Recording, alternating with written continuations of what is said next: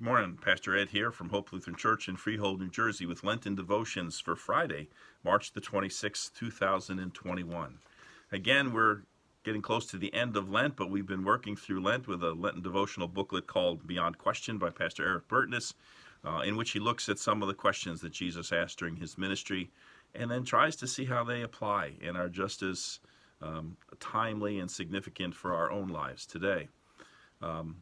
This last week of Lent, and even into Holy Week, we're focusing on the story of the disciples on the road to Emmaus who encounter Jesus. They don't recognize him at first. And that seems, I don't know about you, but that seems a little bit out of place for me. It's kind of like putting the cart before the horse in the sense that it's a post-Easter, it's an Easter evening story, and yet we're doing it here during Lent. But be that as it may, it does give us a chance to focus on that very significant exchange between those two, Cleopas and the unnamed disciple, and their encounter with Jesus. Some real food for thought. So we'll continue to focus on that today and actually for the next several days to come. Well, the reading today is again from Luke 24, but today verses 17 through 20. And he said to them, "What are you discussing with each other while you walk along?" They stood still, looking sad. And then one of them, whose name was Cleopas, answered him, "Are you the only stranger in Jerusalem who does not know the things that have taken place there in these days?" And he asked them, "What things?" And they replied, "The things about Jesus of Nazareth, who was a prophet, mighty in deed and word before God and all the people, and how our chief priests and leaders handed him over to be condemned to death and crucified him." And so the question is, what things? And we're going to see in a moment that Pastor Burtness kind of focuses on the fact that those disciples are still kind of locked into the past. There was a recent past, just a day or so before, but they're locked into the past of what happened, and they're kind of oblivious to the possibilities of the present and the future, even though, presumably they encountered Jesus before. They know all about him. They're described as his disciples, and yet they don't recognize him. Perhaps some of that is due to the fact that they just couldn't anticipate what had just happened. They couldn't visualize it, couldn't picture it. They're still living in the past. Came across an interesting thing about the past, and then I want to share a story from my own life. But things to remember from the past: when the only internet access was dial-up, when phones all had cords, when diapers weren't disposable, when keeping in touch meant mailing a letter, when there was no such thing as air conditioning and heat came from a wood stove, when the bathroom was outside, when cataracts meant you were blind, when babies were born at home on purpose, when your only vehicle was 1 horsepower because that's what it was. Oh, life was simpler, it said, in a lot of ways. You got seriously ill, you simply died. The country faced a depression, you simply did without a lot of things. You wanted to get somewhere, you simply couldn't. Not everything about the past is glorious and desirable.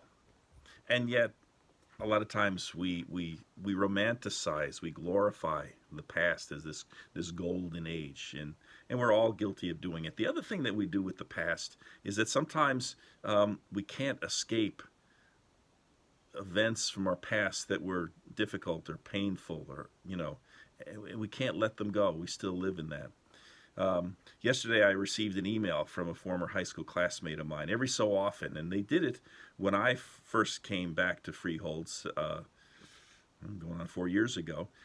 They got a whole bunch of guys together, classmates, men and women, and we met at Federici's Feds in the borough, and met for an evening of pizza and just visiting with each other.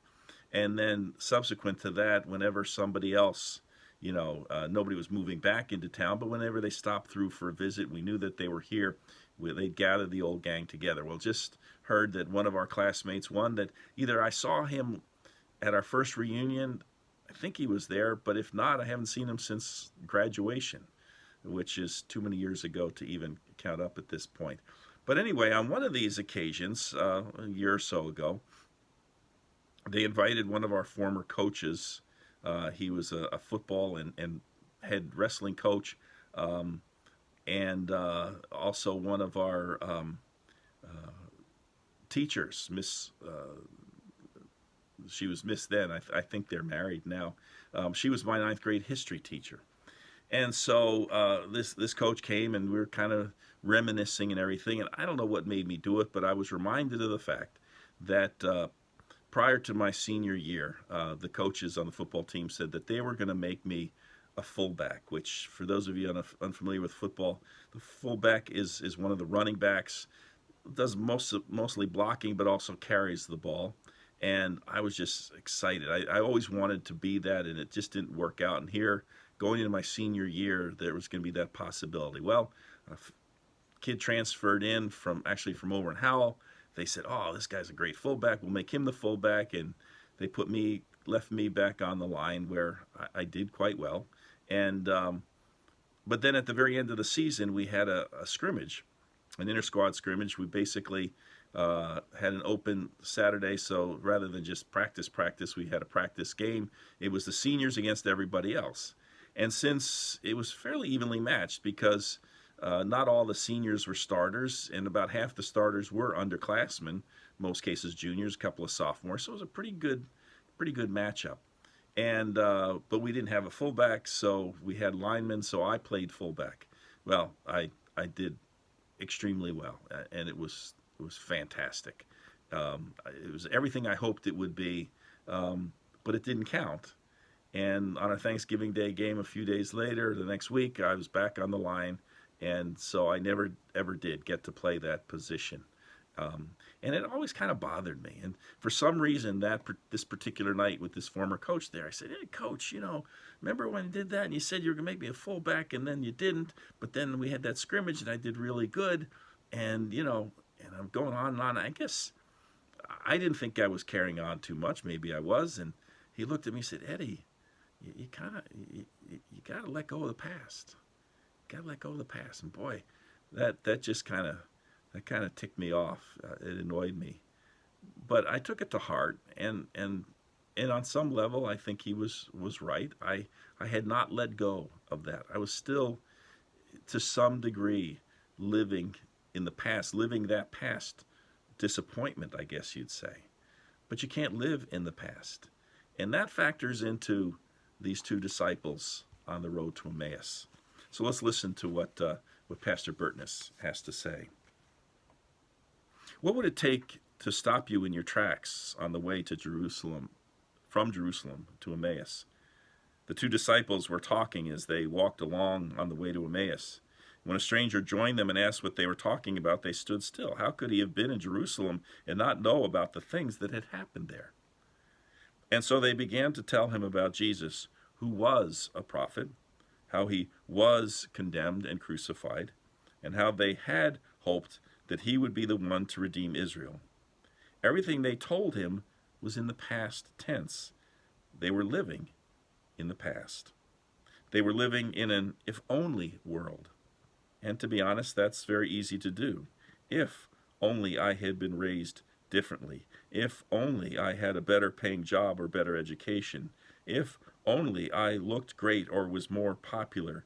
If only that person who had been who I thought he or she was. If only, then my life would be so much better. If only I got a chance to play fullback back in high school, right? The if-onlys. He goes on, the two disciples were living in the past. Maybe that's why they didn't recognize Jesus with them in the present moment. And just as Jesus was with them on the road to Emmaus, he's with us on the roads we travel. He's with us on the most difficult paths.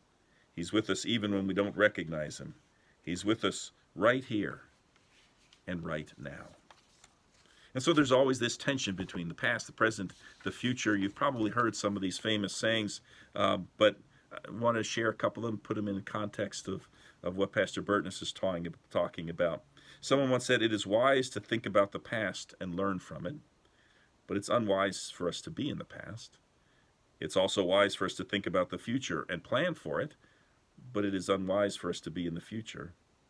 The present moment is the only reality we will ever experience. And that's kind of what he's saying there, that they're still living in the past. Now, it's a recent past. It's the things that had just happened.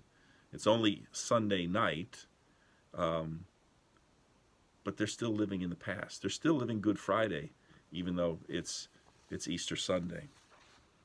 St. Augustine, the great early church father, once said, "Trust the past to God's mercy, the present to God's love, and the future to God's providence."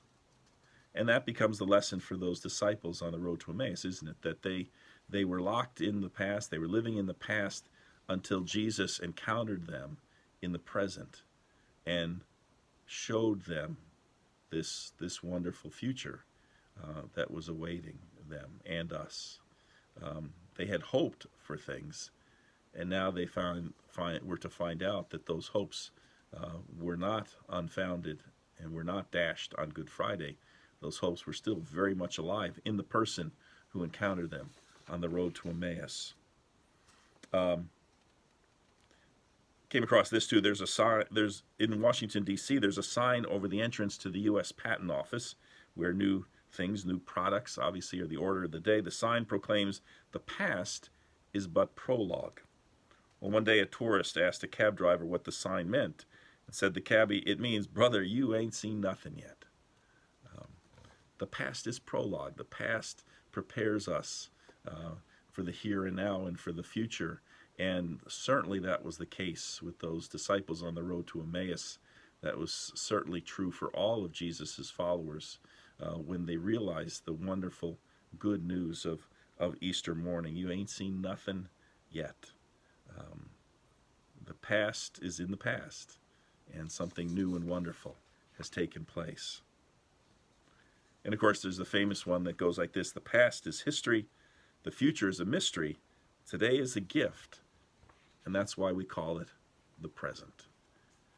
And so to keep in mind that today is a gift, every day is a gift, that Jesus is present with us each and every day, even when we don't sense his presence, even when we think the exact opposite, even when we're locked into those if-onlys, the regrets and the disappointments of the past. Jesus is with us, waiting for us to recognize him on the way to where we're going. He likened the Emmaus in yesterday's devotion, I think, Pastor Burton, is to the places where we go to escape. Jesus is even in those places and in those moments for us and with us. So questions to ponder. In your walk with Jesus, what stops you in your tracks or keeps you turning around to look back? What are the if-onlys in your life? That coach really kind of wakened me to something I need to deal with, but I still have those moments, and I still wonder, if only. They're not easy to let go. And there's a few others I have in life as well. Maybe you do too. But letting go of them is part of living fully in the present, and knowing that the future is this wonderful thing that awaits us. And finally, in what ways is God with you right here and right now? Again, God is present. Jesus is present with us, even when we're bogged down in the if-onlys of living in the past. Let's close this morning with prayer. Lord Jesus, walk with us. In our joys and sorrows, walk with us. For today and tomorrow, walk with us. In your holy name. Amen. Well, I hope you have a great Friday, a great last day of the work week and school week. We'll be with you one more time this week. That is tomorrow on Saturday. As always, hope that you could be with us to worship on Sunday morning, our live streaming service at 9 o'clock. It's Palm Sunday / the Sunday of the Passion, where we kind of squeeze both of those things together. And then we'll have services on Monday, Thursday, and Good Friday. They will go live. They'll be pre-recorded, but they'll go live at 7 o'clock each of those 2 nights, Thursday and Friday. And then on Easter morning, we'll have our live streaming service at 9 o'clock. Weather permitting, we'll be outside at 11 o'clock for worship. If the weather does not permit, the plans are right now to have a live stream service at 11 o'clock as well. I'll say more about that on Sunday, which is another reason to come to worship on Sunday. Until then, take care. Be well. Bye-bye.